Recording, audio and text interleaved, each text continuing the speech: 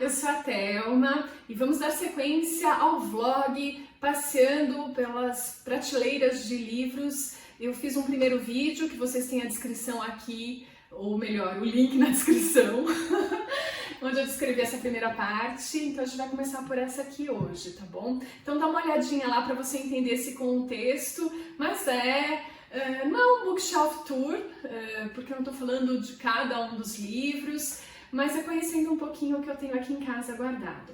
E essa segunda prateleira é a prateleira exótica. Exótica mesmo, ou esotérica, porque ela entra por um tipo de livro que eu gosto bastante. Hoje em dia eu já não leio tanto assim, não tenho tanto tempo, e não é uma questão também de religião exatamente, mas tem uma crença envolvida aqui, que é você acreditar que existem várias vidas, e eu acredito muito nisso. Então são livros mediúnicos, né? Psicografados, de autores diferentes. E um deles, eu até falo que não tem a ver com religião, porque se você perguntar para um espírita, o que você acha do Rochester? Ele vai falar, não, esse autor não é muito legal. Enfim, mas eu sou super fã dele e comecei a apreciar, acho que os romances espíritas por causa dele. É um cara que viveu aí, sei lá, deixa eu lembrar em que ano que ele nasce. Em 1647 teve uma vida super desregrada, uma educação excelente, um cara super inteligente, só que ele descamba quando ele vai para a corte do rei Charles II na Inglaterra, alguma coisa assim, e morre antes de chegar aos 40 anos, completamente afetado por doenças venéreas, mas assim, nesse final de vida desregrado, ele se arrepende bastante e começa a se dedicar a recuperar isso, a entender o sentido da vida. Bom, mas ele morre e ele tem uma médium que vai psicografar inúmeros romances dele. É uma médium, ela é russa, o nome dela é Vera Krizanovskaya. Esse nome é terrível de falar, vou chamar só de Vera. E eu gosto especificamente dela psicografando. Hoje em dia já tem uns 5 médiuns brasileiros que psicografam o Rochester, mas eu não gosto. É estranho, eu começo a ler, eu tenho até aqui em casa, deve ter uma meia dúzia de livros que eu não consegui ler porque não é ele, sabe? Tem algo estranho naquilo. Mas ela, eu tenho 38 livros dele psicografados por ela, eu devo ter quase tudo que ele já escreveu através dessa médium. É bem difícil de achar às vezes, mas eu passei uma grande parte do tempo procurando esses livros.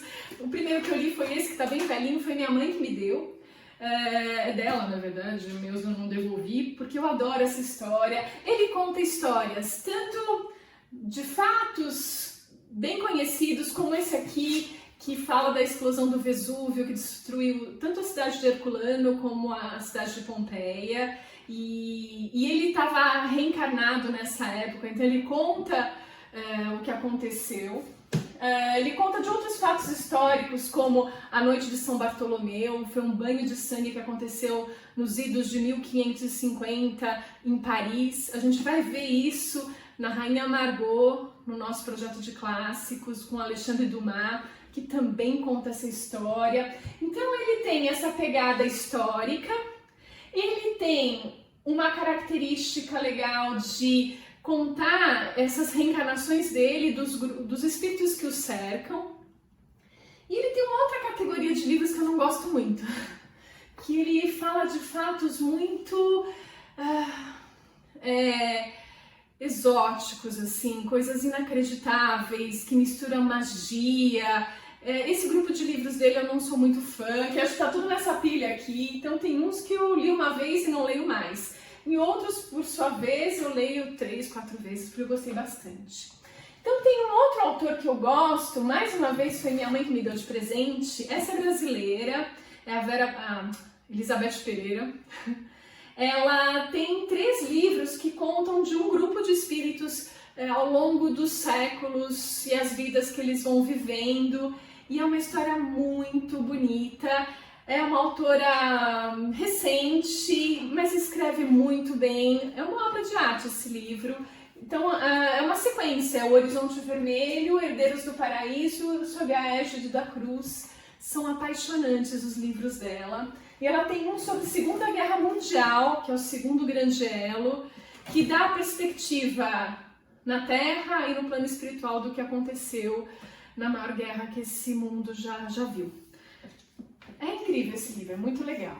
Acho que eu não podia deixar de falar de Zíbia Gasparetto, gosto muito dos primeiros livros dela. Aqui, Laços Eternos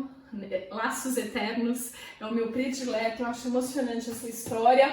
E aqui tem uma autora totalmente desconhecida, mas que a minha mãe frequentava o mesmo centro que ela, por isso que ela descobriu e ela me deu esses 2 livros, são dela, mas eu já me apropriei porque eu amei essas histórias.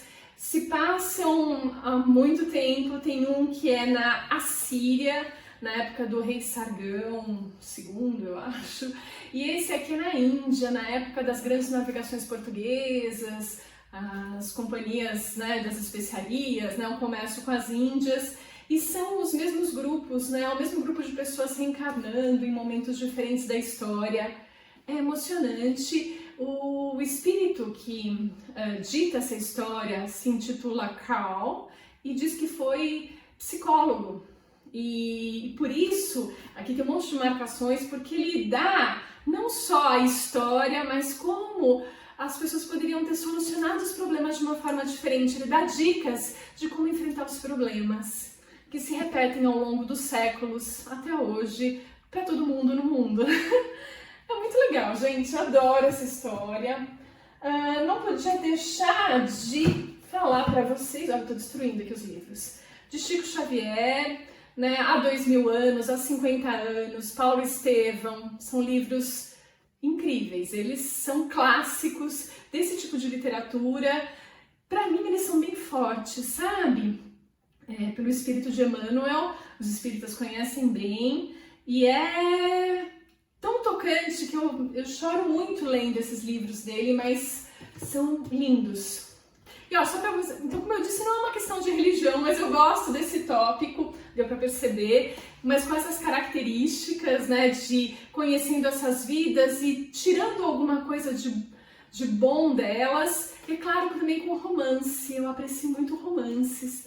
E só para mostrar para vocês que não precisa ser exatamente com esse teor, eu também leio bastante Brian Weiss, que é um psiquiatra que faz hipnose nos seus pacientes para tratar os problemas, né, para identificar esses problemas, e ele acabou desenvolvendo a terapia de vidas passadas, porque ele imaginava com a hipnose levar a pessoa a pontos da infância, fatos passados que eram as raízes do problema. Mas ele teve alguns pacientes que foram para vidas e vidas passadas, porque era lá que estava a questão deles, e ele escreve livros a respeito disso.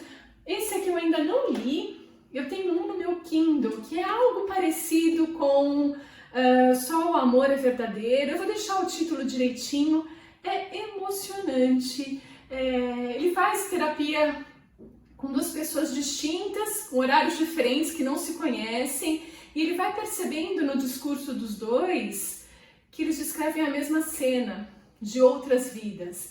É emocionante, gente, gosto muito. Bom, essa prateleira, como eu disse a princípio, ela é mais exótica, ela é diferente, eu gosto muito. Atualmente eu leio mais os que estão na prateleira de cima, que são os dedicados aqui do canal, mas eu tenho essa predileção também por esse tipo de literatura, e vocês descobriram isso hoje, passeando comigo aqui. Então a gente se vê no próximo vídeo, conhecendo as 2 prateleiras de baixo, tá bom? Então a gente se vê no próximo vídeo.